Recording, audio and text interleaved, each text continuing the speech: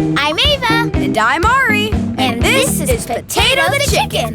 Welcome to ClearWaterKids Challenge. Clearwater Farm is where Potato lives. This is a place where kids can explore and learn from nature. Today we're asking, What's a chicken got to do with potato peels? hey Potato, do you know?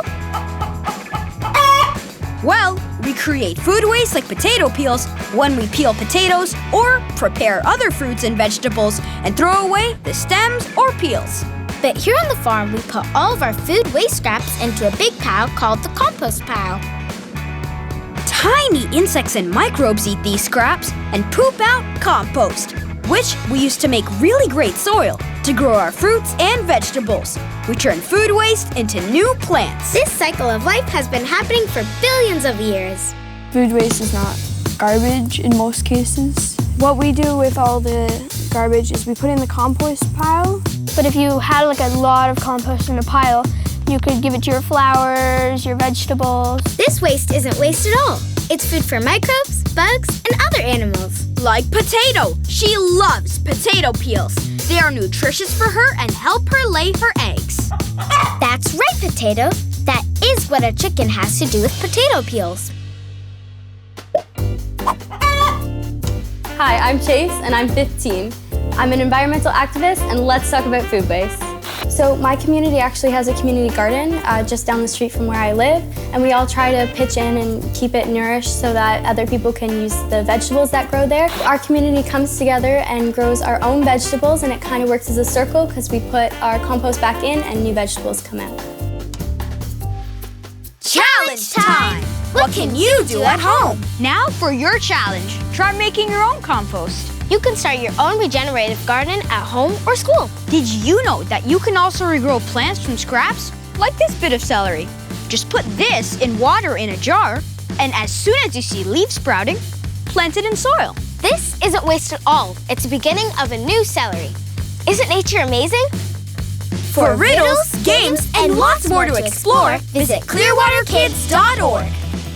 Clearwater Farm is where Potato lives. And this is a place where kids can explore and learn from nature. Today we're asking, what's a bee got to do with your favorite genes? Let's find out what all the buzz is about. Bees make honey for us, so we can eat it and put it on bread. Bees, they help us, eat. They give us honey, they help us eat food. They kind of fertilize the trees, so air. Honey is bee spit. Thanks for saying that. You see, bees make honey from something called pollen, which is a sticky powder found in flowers. As the bees collect the pollen, it sticks to their legs and bodies and wipes off on the next flower they visit. It sounds messy, but it's really important because the plants need each other's pollen to make more baby plants. And we grow these plants to make lots of things, like fabrics that are in our clothes, including our jeans. That's right, Potato. That is what a bee has to do with your favorite genes. So, we can think of nature like this tower of blocks we just built. It's a balancing act where we all depend on each other. Unfortunately, not all humans are doing enough to protect the bees that help the ecosystem stay healthy. Some people are using harmful chemicals in their garden or on their crops. These chemicals are bad for us, but they kill bees. And if we lose all the bees, we need to do better for the bees. One way the farm is bee-friendly is by growing plants that attract bees among the vegetable crops. The more we can help plants grow, the better for the bees and everyone. Bees are also endangered species. We have to save them.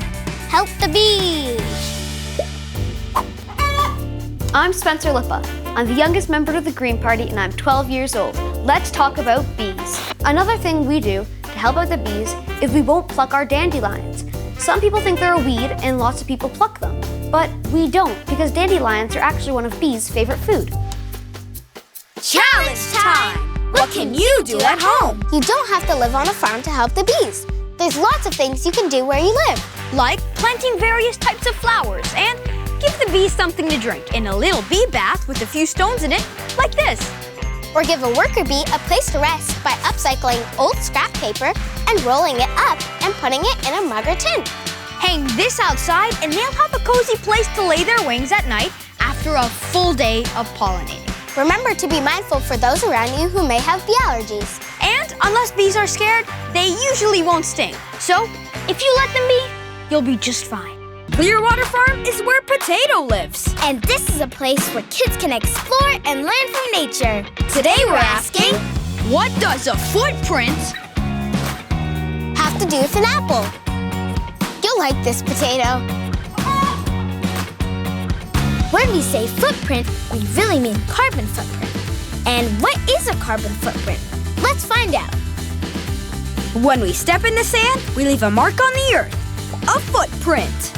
And when we use fossil fuels, which are gas, oil, and coal, we also leave a mark on the earth, a carbon footprint. The more fossil fuels we burn, the bigger our carbon footprint. That's how scientists measure how much damage we do to the environment. And we want small footprints. The only thing I don't really like about cars is they use gas and it hurts really the earth. That's right. Most cars, trucks, and planes use fossil fuels, and they're used to deliver food from where it's grown to a store where we buy it.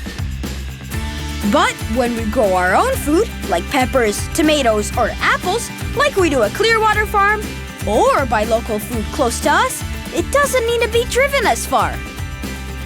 So growing our own food and buying locally grown food means a smaller carbon footprint. That's right, Potato! That is what a footprint has to do with an apple. What's that, Potato? What else can we do to have a smaller carbon footprint? We can use clean energy. There's all kinds of ways to get clean energy from nature, from the sun, from the wind, and from the water. They're good for the environment and they'll never run out. I think it's important that we start getting clean energy because it's going to help the earth.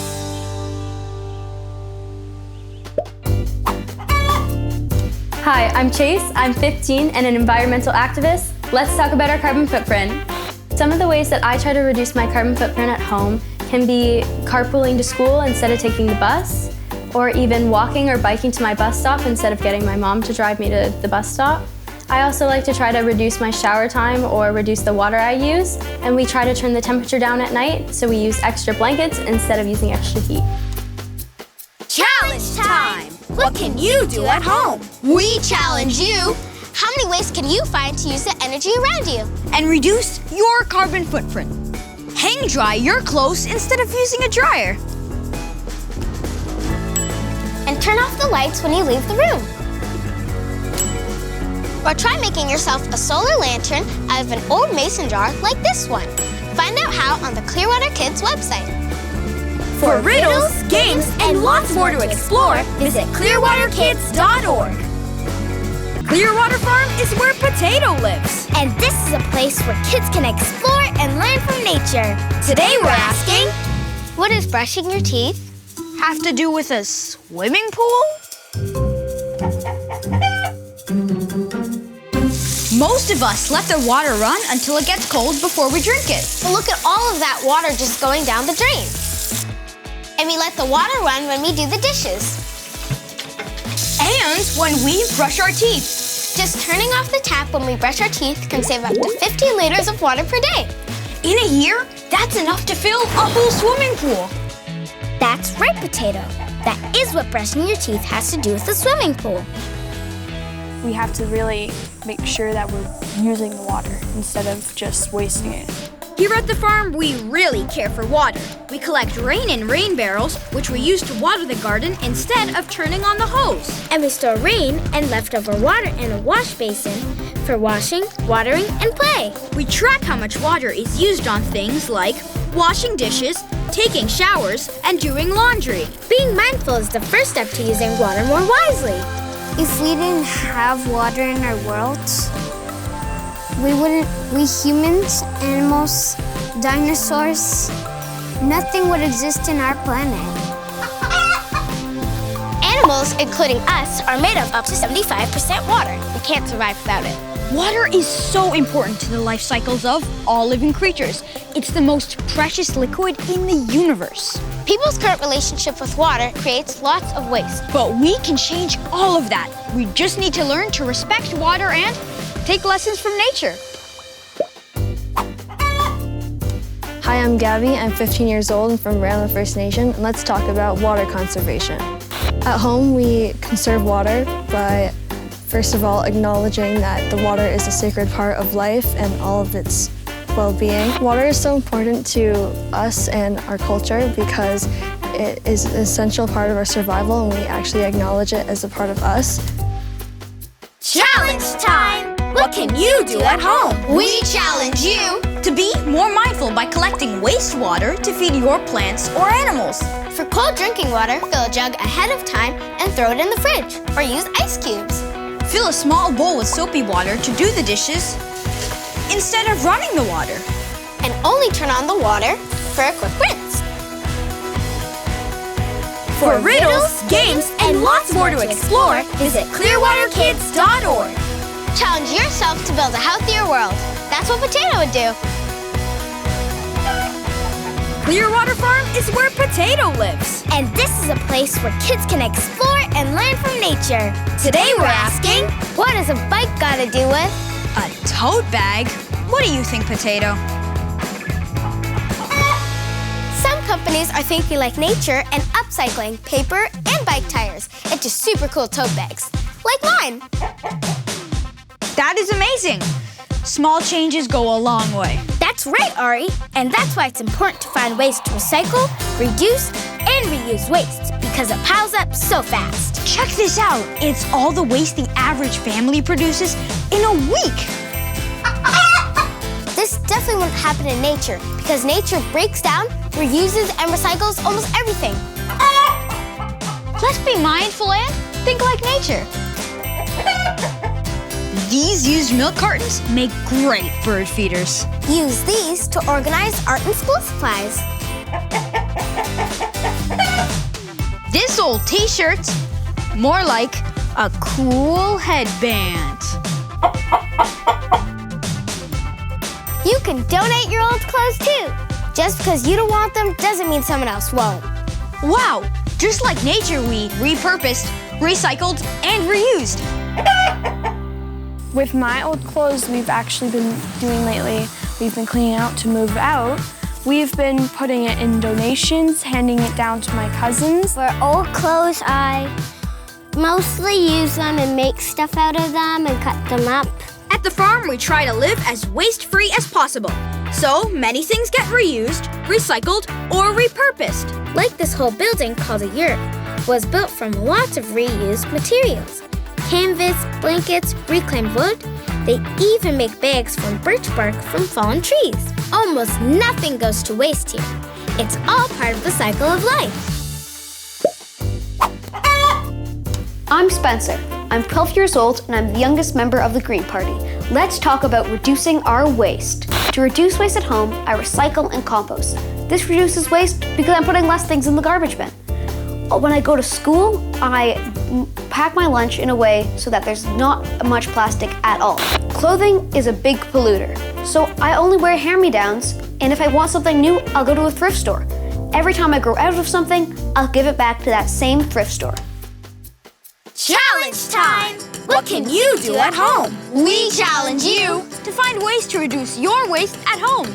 Make cool bracelets out of old magazines and newspaper. Make a piggy bank with old bottles or jars. Make a wallet out of an old juice container to carry your change. For riddles, games, and lots more to explore, visit ClearWaterKids.org. I'm Ava. And I'm Ari. And this is Potato the Chicken. Welcome to Clearwater Kids Challenge. Clearwater Farm is where Potato lives. And this is a place where kids can explore and learn from nature. Today we're asking, hey Potato, what does breathing have to do with a big old tree? The forest gives us so much, like food. homes for millions of plants and animals. And shade on a hot day. It helps us survive and breathe, and it also gives the animals to climb up there and have homes. Forests are amazingly cooperative communities of millions of living beings. From the tiny ant to the countless birds and the amazing deer, the forest feels so alive. Like it's breathing. It is. Just like our lungs, trees breathe in and they breathe out. The only difference is that trees breathe in carbon dioxide and breathe out oxygen, the opposite of what humans do.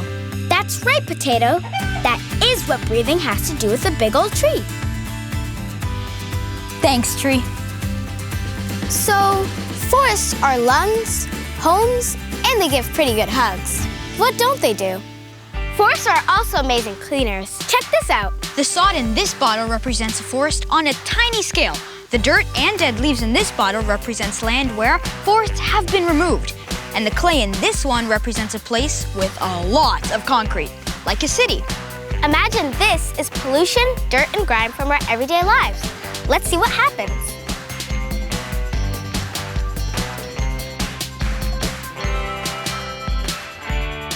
See how the water that was poured through the forest jug came out the cleanest? That's because forests are full of amazing natural ways to clean our water. They're pollution-cleaning superheroes. I would say the kids here are actually helping the forest. The plants grow because we're planting trees. That's why we plant more and more trees at the farm. Because trees are the backbone of a forest. They make a home to so many other helpful plants. Hi, I'm Gabby. I'm 15 years old and from Rama First Nation, and let's talk about saving our forests. In elementary school, we would plant trees at our local park and plant flowers in our local school garden. It helped me feel more connected with the environment. It helped me feel like I was taking action. Challenge time! What can you do at home? We challenge you To protect and nourish the forest near you. start a tree planting day with friends and family. Get out to the parks, green spaces, and fields near you and get to know the forest. Go out and give a tree a hug. I'm Ava. And I'm Ari. And this is Potato the Chicken.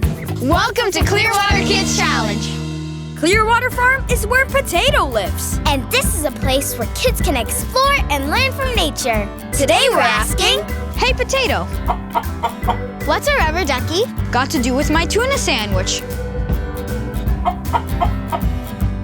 Let's take a closer look at the water around us for a clue. Unlike nature, we don't filter our stormwater very efficiently. Stormwater is the water that runs down towards lakes, rivers, and oceans. Looks pretty good. For now, let's imagine that this food coloring is toxic waste. And let's say this is herbicides and pesticides, chemicals that are put on flowers, plants, and trees to keep pests away. Let's say that this is solid waste like plastics and litter. Now, when it rains like it is today, the rainwater collects all this gross, toxic stuff and washes it into our sewer system, and then right into rivers, lakes, and oceans. Yuck! If an animal eats plastic than I eat the animal, then I'm eating the plastic basically that the animal ate. I've seen people like shampooing in the lake, and the chemicals are bad for the fish and bad for like the people who like swim in the lake as well. And we don't want dead fish in the lake. No, that's gross and sad. Plastics are especially bad for our water because they break down into tiny pieces and invisibly float around. This adds to all the gross stuff in the water. All of this bad stuff ends up in the food chain when fish, like tuna, eat it, and it ends up in my sandwich. Oh, that's right, Potato. That is what a rubber duck has to do with my tuna sandwich. At the farm, we let nature do its thing.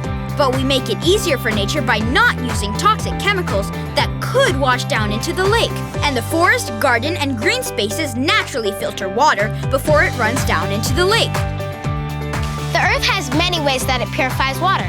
Sandy soil traps little things as water moves through it. Bacteria in soil eats and breaks down contaminants to purify water.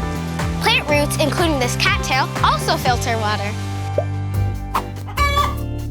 Hi, I'm Chase. I'm 15 and an environmental activist. Let's talk about water pollution. Avoiding water pollution is very important, and at home we use biodegradable or toxic-free chemicals in our house, and we also try to reduce whatever we put down the sink that doesn't belong there, any fats or other chemicals that shouldn't belong down the drain, we try to keep away and just put water down the drain. Challenge time! What can you do at home? We challenge you to help nature do its thing. Yeah! Use natural ingredients like vinegar and water when you help clean around the house.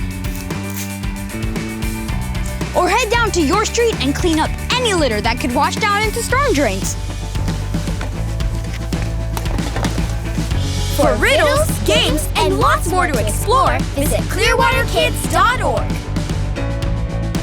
Be like Potato and challenge yourself to build a healthier world. Clearwater Farm is where Potato lives. And this is a place where kids can explore and learn from nature. Today we're asking, what do socks have to do with seeds? Plants and flowers spread their seeds in many different ways. Sometimes on the wind, in the water, and sometimes by sticking to passing animals like us. And there's something you can do at home to see how it all happens. Go for a sock walk. Take a pair of big old socks and put them over your shoes or boots. And then go for a walk through dry grasses or fields with wild flowers. As you walk, your socks will pick up all kinds of dirt, tiny plants, and most importantly, seeds. That's right, Potato. That is what socks have to do with seeds. When you get home, use a magnifying glass to check out all the little bits of nature you brought home with you. And here comes the best part. Plant your sock. Place the sock in a shallow pan and cover it with sterile soil. Keep the sock in a warm place with lots of light and keep watering it. And when your plant sprouts, you'll see all kinds of plants and flowers that grow in the grasses and fields near you. This is just one of the amazing ways to get closer to nature and better understand it. I feel connected a lot because usually at home we're on technology watching TV, but when we're out here we can do nature, grow stuff, cook stuff outside. It's very, very fun. It's really inspiring to be closer to nature, but it's nice to be here with a lot of nature. And it's fun to get out and get connected to nature. So get out there and connect with nature. Feel it, smell it, splash around in it. Take a look around and get to know the nature near you. Say hi to the trees, the animals, and the water. Take a deep breath and remember how we're all connected. My favorite thing I do out in nature is biking through the woods. I get to see these beautiful sights, these animals, the trees. It's just a place to breathe in and let go. Everyone should enjoy it. Some of my favorite experiences have been at the lake, like skipping rocks with my dad, or enjoying the sunset with my friends, or even just swimming. The lake plays as an important bonding opportunity with me and my family and my friends. Having my dog encourages me to go outside and explore the forest, even in the winter when it's really cold. He always makes me want to go outside and go on walks or runs with him and really be able to explore nature and what it is. Challenge time! What can you do at home? We challenge you to immerse yourself in nature. Explore the wilderness, green spaces, and parks near you. There's always more to discover. Right, Potato? For riddles, games, and lots more to explore, visit ClearWaterKids.org. Challenge yourself to connect to nature and build a healthier world. For yourself, for the earth, and for Potato.